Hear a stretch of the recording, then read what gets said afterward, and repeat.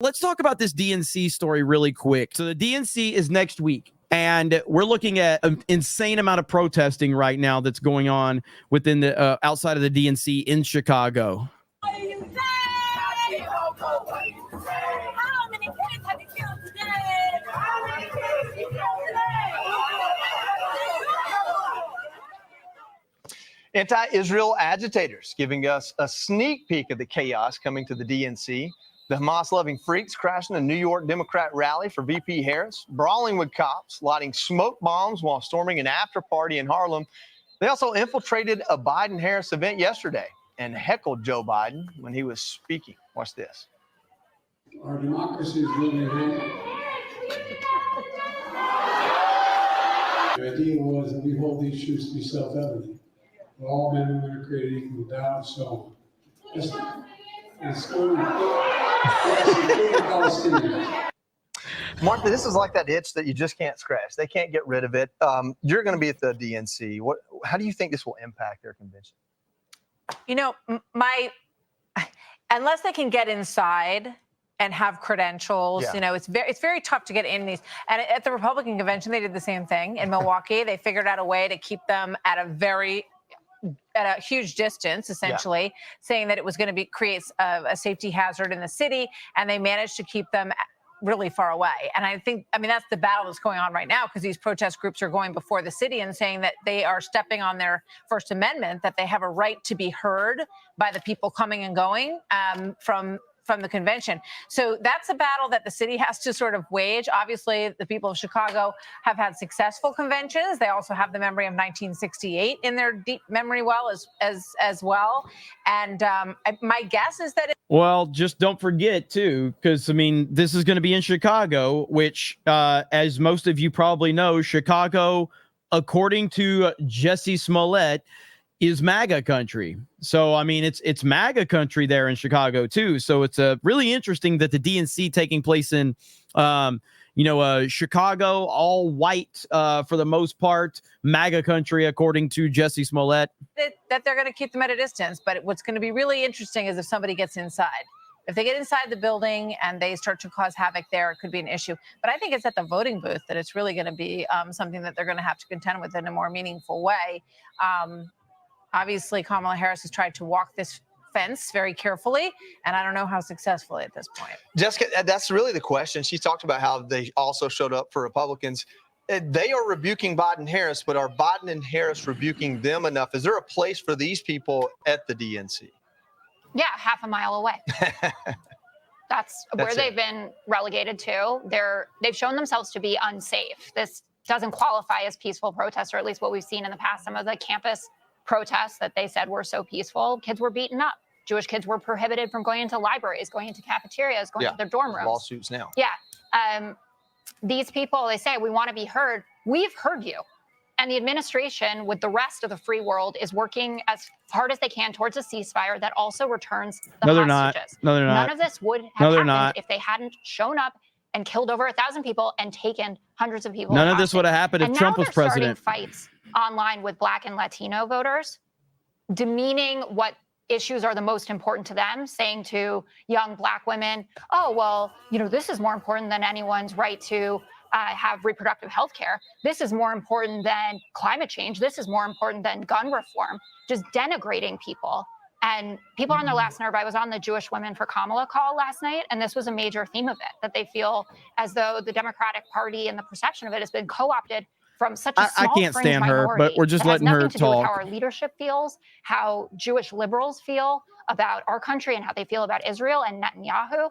But she doesn't shut them down. She did. Remember they showed up when she was speaking? She said, let me speak. I'm speaking. She dignified them. She didn't say, we support Israel in this country. She has been. October 7th is, Judge, I'm just so 2 squad members have already been defeated. I don't know any others will, but is this a moment where Republicans take a step back and kind of let the left eat itself? Yeah, let them go at it. But here's the problem. First of all, as it relates to Chicago has the largest Palestinian population in the country. Most of us think it's in Michigan or Minnesota. No, it's in Cook County. So right there, you've got 100,000 planned to come from 150 different organizations. My understanding understanding is that permits have been granted, but that there are restrictions on the permits. And I think, that's where the problem is going to come. Hopefully they are, as Jessica says, a half a mile away. But at the same time, they have First Amendment right, but it's got to be balanced against safety and security for everybody else. But to me, the most curious part of this issue is, how they see Kamala and Biden. On the one hand, they know that Joe Biden is the guy who, freed up or opened up $80 million in oil sales so Iran can then fund Hamas and all these other organizations, and that Iran was broke under Trump.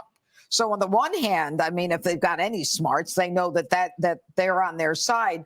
But on the other hand, they've got this other issue as to, Joe Biden and Kamala. And this is where she's got to do that dance, separating herself from Biden, which I don't know how she's going to do. Joe Biden is sending armaments to Israel. But this is a shit show. And the DNC is going to be a shit show, too, because that's the whole thing. It's like Kamala has to, they're going to try to distance Kamala from Joe Biden, but that's virtually impossible. But that's what they need to do. It's going to be so funny because is Joe Biden going to speak at the DNC? Have we had that confirmed? I imagine he's going to speak at the DNC. And it's going to be a very cringy speech if he does. And I can't imagine that it's going to go over very well if he does. Monday, Gerald Armstrong. Is he supposed to speak on Monday? Really? That's wild if that's the case. Joe speaks Monday? Wow. Okay, there you go then. That's going to be a wild one. Yeah. Okay, well, there you go. So he's speaking Monday. Do we have I guess I'd have to look it up and see if we got a list of speakers yet. So gonna be wild. But she said, if you want Donald Trump to win, then keep talking. And she shut them up. So I'm not quite sure how they see her. And that's what's going to come out at this convention. Greg, the squad only existed. We know what the squad is because they became powerful enough, 5 or 6 members of Congress. And this is a group that they pandered to. So the idea that Democrats can just wash their hands of these people doesn't really carry water with me. Yeah, I'm not sure there's that much daylight between these protesters and some of the people in the room. I mean, just ask Josh Shapiro. I mean, he's not in the room because of the squad, and the protesters were probably really happy that they ditched him because he was a Jew or is a Jew. When you split people into groups, you end up ultimately pitting them against each other because you sacrifice the uniqueness of an individual. Here's a person named Steve, but then you turn him into Steve, a member of LGBTQ, and all of a sudden you have the demands of a group and a group that tells people that they are special as opposed to unique. So that's what, when you were talking about what's happening on these groups are turning on each other because that's the natural evolution of these things. If you tell a group that they're special, then they're going to be more special than the other group. Patriotism and religion, they said you were unique. They didn't say you were special, right? And that's what you're seeing right now. And I think, it might be ugly there. It might be ugly there. I'm glad I'm not going. One benefit of being a Republican, those aren't your brats. We crack the whips. We know how to be an adult.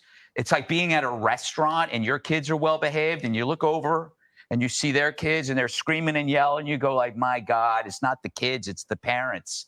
Democrats got to discover their inner adult. Jessica. Without those iPads, that's what I do. Jessica, do you think it matters that her husband is Jewish? Yeah, I think it does matter a lot. And all right, we do have to go. We'll talk about this in a break. Yeah, but that's interesting. The fastest that's an interesting. What a disaster for the Democrats. And, no one's crying. No one's feeling bad for them. No one's feeling sorry for them at all. And we're just going to continue to watch this shit show just fall apart right before our very eyes.